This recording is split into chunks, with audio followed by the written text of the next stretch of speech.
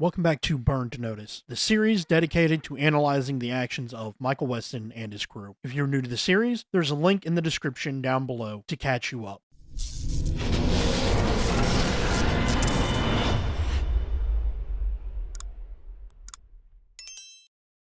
This episode begins with a recap of the previous events leading to the explosion of the loft and also Mike, where Sam finds Mike battered and bruised next to the Charger. I think your car saved your life, Mike. Not the first time.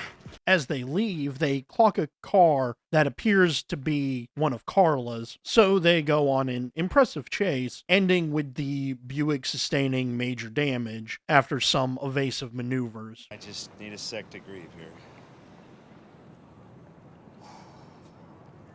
All right. Then on foot, Mike uses his super skills to find a man about to unalive himself. This is Kenny. He was trying to get his life insurance in order to save his child's life, which doesn't really make that much sense because life insurance doesn't pay for self-unaliving. I mean, maybe he was hoping for a settlement from the city because of a city bus hitting him, but that could have taken forever in court, so I don't know. Anyway, they got to Kenny's house and discussed the problem and realized that Kenny's son, Jack, was conned into using fake pharmaceuticals that made his condition worse. And this is when Mike agrees to get the money back. And Mike's always more determined to help if a child is involved. Get my money back? Seriously? How? By any means necessary.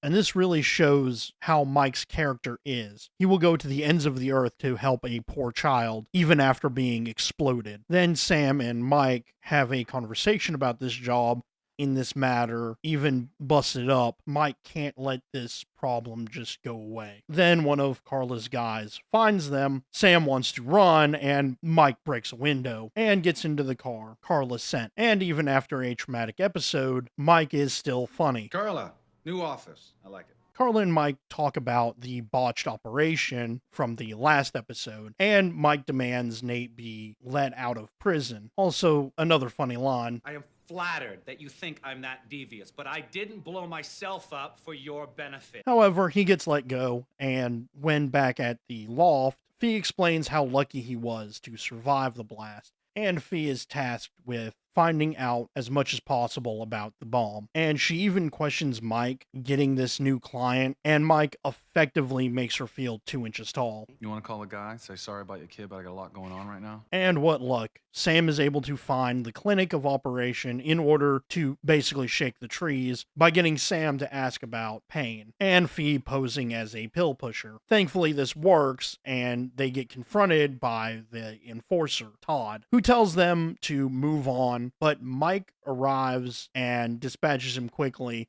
and it's even funny because of this line. I'm a lefty. I don't know why, but this episode is just full of good one-liners. Also, all modern-day cars have escape measures put in place, but I guess they were able to disable them. Then Mike and Sam retrofit a building to be a makeshift jail for Todd, and it is a very effective jail. Then Mike meets back up with Kenny to talk about the money and that Kenny needs a place to put Jack, and Mike suggests Maddie, with Fee acting as a lookout because of Mike's brush with death. He just doesn't want Maddie to end up being hurt, but Fee also being somewhat disappointed because she had a date with Campbell. Wah, wah. Meanwhile, Sam is interrogating Todd and is able to find out where his partner is and who it is. And this is achieved by Sam cutting himself with a knife. And Mike continuing to work out also shows a level of dedication, or that he's just crazy. Then he calls Kenny for some reconnaissance, and I love how this show doesn't forget that Mike literally slammed down on the roof of the Charger recently, because the roof is still damaged. You can even see the roof lining dip down, but as soon as Kenny sees the guy, he runs after him and promptly beats him down. And even though Mike is injured, he is still able to talk Kenny down and is also able to subdue Philip, the fake doctor, and bring him back to the fake prison where Sam listens to their conversation. And interestingly, Sam has a bandage on his thumb he cut up in a previous scene, which is good attention to detail. But they quickly find out that Philip isn't the big fish. There's always a bigger fish.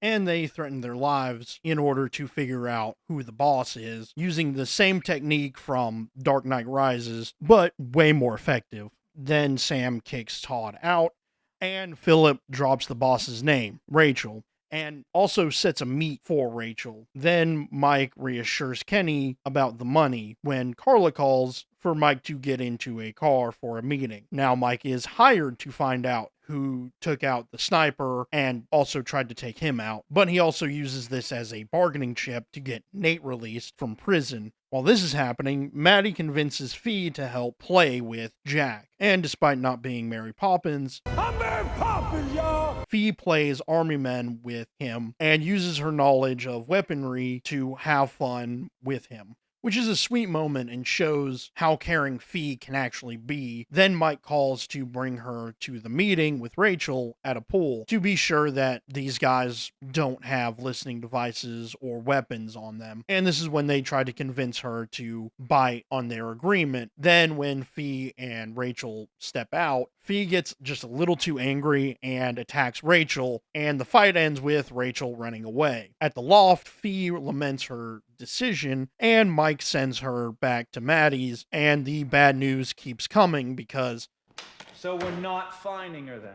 they can't trace Rachel's cell, so they can't even find her to get the money. This is when Mike decides to get the money from Carla, and Sam steps in to stop him, and this is truly a battle of the superego and the ego, because Mike wants to get the money to help Jack, and Sam wants to get it the right way, showing how resolute Sam is on this and how much he's willing to fight for his convictions. But also the fight is pretty impressive in its own right. Then at the Carlito, they discuss the future plans and ultimately decide on using Campbell's ambulance to use sonar to locate Rachel's house. And as Fee is setting up, Campbell decides to break up with Fee because of her connection with Mike. Man, poor Campbell. Then Mike gets Rachel on the phone as Fee and Campbell drive by, and we get some theater work by her two thugs, and I'm glad they know when to actually shut up. Luckily, they are able to find her house.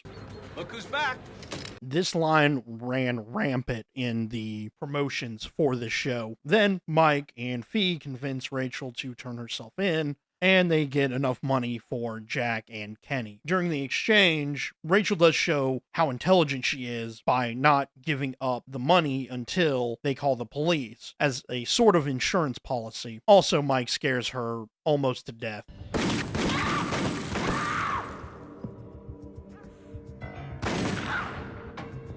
Then Mike meets with Kenny for the drop-off, and Mike gets a picture drawn by Jack of Fee and Mike together. Then Mike and Fee debrief about Campbell and some information about the bomb and a potential lead by checking the security tapes at local businesses in the area. Mike leaves after showing Fee the picture, and she longs to be with Mike. As Mike returns to the loft, he meets with Carla, and Funny thing, I poisoned all my yogurts, just in case you came by.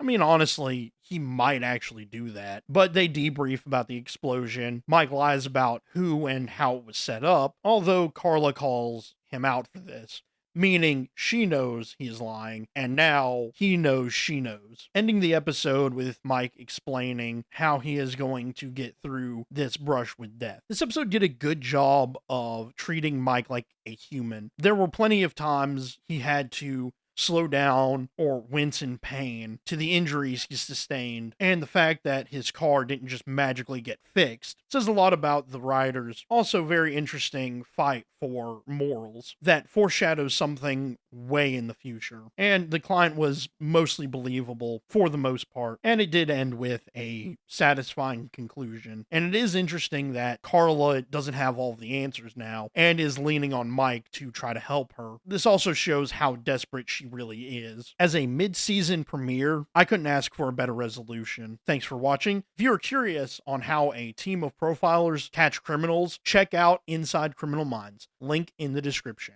And as always, don't forget to like, share, and subscribe.